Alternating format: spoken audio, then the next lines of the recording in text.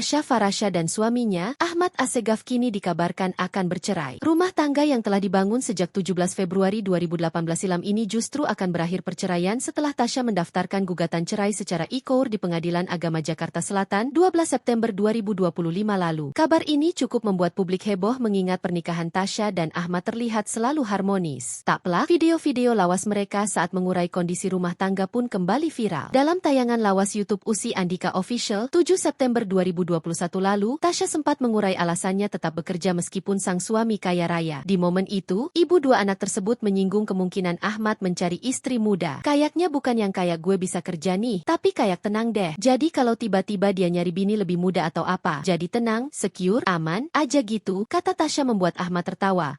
Dikutip Selasa 16 September 2025, dikatakan Tasya, Ahmad baginya bagaikan seorang konsultan. Ia sudah menjadi saksi berbagai versi dirinya yang berbeda. Dari aku gila-gila nge-gym, versi yang parah juga sampai aku berotot kayak Deddy Corbuzier. Versi yang aku bener-bener gila make up, gila jadi dokter gigi, jadi model hijab. Pokoknya banyak deh, dia itu kayak konsultan aku gitu ya.